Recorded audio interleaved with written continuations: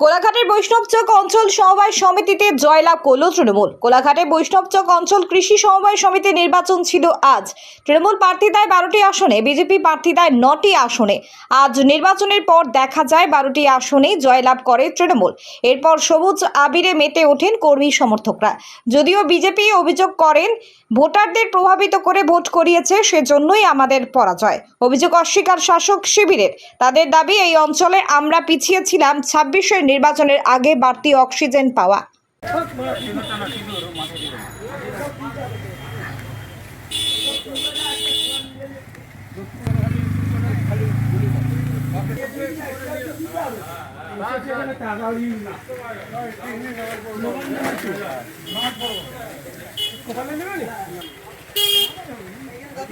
আরে এরা এখন দাঁড়িয়ে আছে কেন?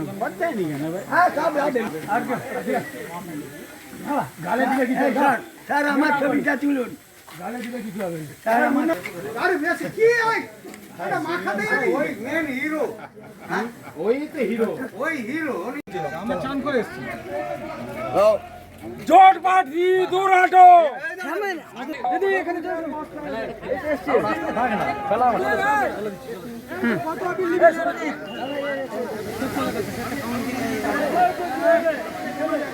চুরচুরি পাবো এখানে।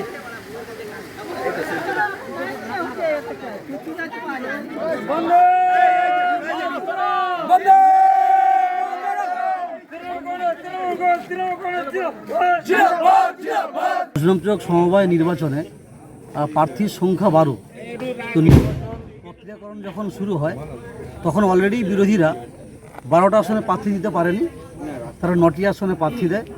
সুতরাং নির্বাচনের ভোট প্রক্রিয়া শুরু হওয়ার আগেই আমরা 3টে প্রার্থী অলরেডি আমরা আনকনটেস্ট আমরা জিতে গেছিলাম। তো আজকে বাকি 9 জন ক্যান্ডিডেটের এগেনস্টে ভোট হয়েছিল। তো তাতে করেও আমরা 9-0 আমরা জয়লাভ করেছি এবং অত্যন্ত ভালো ব্যবধানে আমরা জয়লাভ করেছি এবং মোট 12 জনের মধ্যে 12 জনই আমরা জয়লাভ করলাম। অবশ্যই যেহেতু এই গ্রাম পঞ্চায়েতরা সিপিএম, বিজেপি, নির্দল এবং কংগ্রেস এই 4টে দলের জোট ছিল, অবৈধ জোট করে তৃণমূল কংগ্রেসকে তারা ভোট দখল করতে দেয়নি। তাতে আমাদের দুঃখ নিয়ে আমরা বিরোধী আসনেই ছিলাম। তো এই জায়গা থেকে ওদের চিন্তাভাবনা হয়েছিল যে সমবায় নির্বাচনে প্রার্থী দিলে হয়তো যেহেতু অঞ্চল আমাদের আছে আমরা আমাদের মেশিনারি কাজে লাগিয়ে আমরা জয়লাভ করব। কিন্তু এটা প্রমাণিত যে বাংলায় মানুষ মমতা বন্দ্যোপাধ্যায় সমবায়ের ক্ষেত্রে যে উন্নয়নে নবদিগন্তের দিশা দেখিয়েছেন। আগে মানুষ জানতো না সমবায়টা কী।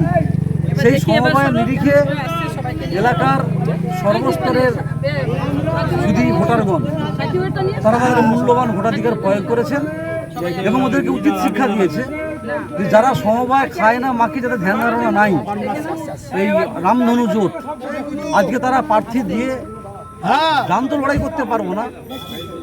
বলে এই নির্বাচনে যারা এই বৈষ্ণবচক গ্রাম পঞ্চায়েতে আমরা হেরে আছি বলে নানাভাবে নেতৃত্বরা, মানে আমাদের নেতৃত্বরা নয়, ওদের নেতৃত্বরা মনে করে এখানে দল শেষ হয়ে গেছে। কিন্তু এই অঞ্চলে আমাদের সভাপতি আছেন শঙ্করবাবু, আমাদের কৃষি কর্মদক্ষ, এবং আমাদের যুব সভাপতি সুরজিৎ মন্ত্র থেকে শুরু করে এবং সমস্ত নির্বাচিত জনপ্রতিনিধিদের পঞ্চায়েতে 8 জন আছেন এবং প্রত্যেকটা বুথ, এটা শুধু বৈষ্ণবচকের মধ্যে সীমাবদ্ধ না থেকে বৈষ্ণবচকের যে আমরা 24টি বুথ আছে, 24টা বুথেরই কর্মী সমর্থক যারা বুথ সভাপতি তারা প্রত্যেকেই নির্বাচনটাকে পাকিচ্য করেছিলেন যে আমরা পঞ্চায়েতে নাই, এই জয়লাভটা করে বিধানসভা ভোটের আগে আমাদের কর্মীদের মনোবলটা বাড়াতে হবে নিশ্চিত হবে। সেই লক্ষ্যে তারা প্রত্যেকেই ঐক্যবদ্ধ হয়েছে এবং সেই সঙ্গে মদনদা সমবায়ের গত টার্মে সভাপতি ছিলেন। তো উনিও প্রথম থেকে এই নির্বাচনটাকে যাতে আমাদের পক্ষে থাকে নানাভাবে উনি সহযোগিতা করেছেন। সর্বোপরি আমরা দলের সৈনিক হিসাবে যতটুকু আমাদের প্রয়োজন এখানে ততটুকু আমরা সময় দিয়ে আমরা এদেরকে আমরা সমর্থন করেছি, সহযোগিতা করেছি নির্বাচনে বৈতরণী পার হওয়ার ক্ষেত্রে। কিন্তু এই জয় দিনের শেষে বৈষ্ণবচকের সমস্ত কর্মী সমস্ত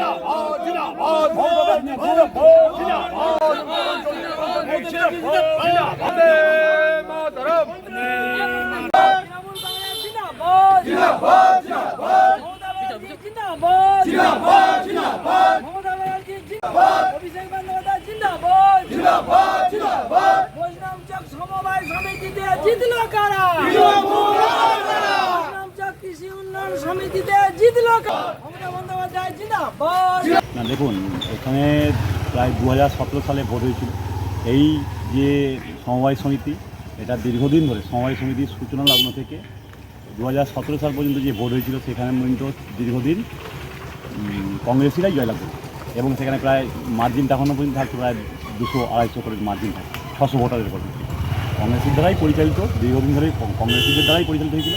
2017 সালে এই কংগ্রেসি যে পরিচালিত যে বোর্ড, তারা 1,46,00,000 টাকা তারা আত্মসাৎ করেছে এই কংগ্রেসি বোর্ডের দ্বারা। সেক্ষেত্রে সেখানে সেই বোর্ড অচল হয়ে গিয়েছিল। আবার 2025 সালে ইলেকশন হয়েছে, সেখানে এরা মানুষকে ভুল বুঝিয়ে বলেছে যে আমরা মানুষের কাছে গিয়েছি, ওরা মানুষের কাছে গিয়ে মানুষকে বলেছে যে এই টাকা যদি এই ভোটে যদি ওরা যদি জিততে না পারে, তাদের যে আমানত, তাদের যে জমানো টাকা রয়েছে সেই টাকা ওরা কোনোদিনই ফেরত পাবে না। সেই টাকাটা পুরোটাই জলে পড়ে যায়। মানুষকে ভুল বুঝিয়ে, মানুষকে সম্পূর্ণভাবে ভুল বুঝিয়ে টাকা ফেরত পাবে না এইরকমভাবে বলে, এবং ওনারা যে লিফলেট ছাপিয়েছে এবং মাইকে বিভিন্ন জায়গায় যে প্রচার করেছে, তাতেও ওনারা এই কথাটাই বলেছে যে আমরা যদি সমবায় সমিতি ক্ষমতায় না আসতে পারি, তাহলে আমরা আপনারা যারা আমানতকারী, যাদের টাকা চলে গেছে, তারা টাকা কোনোদিনই ফেরত পাবে না। যার ফলে মানুষকে ভয় দেখিয়ে ওনারা এই ভোটে জয়লাভ করেছে এবং বহু টাকা পয়সাও ছড়িয়েছে এলাকায় এলাকায়। আমার নাম শিবনাথ সামন্ত।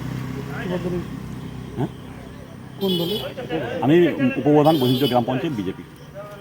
মেছেদা নোবেল মেডিসিন সেন্টার নিয়মিত বসছেন চর্মরোগ বিশেষজ্ঞ ডক্টর শেখ মুস্তাফিজ ও দন্তরোগ বিশেষজ্ঞ ডক্টর শেখ সাহিল।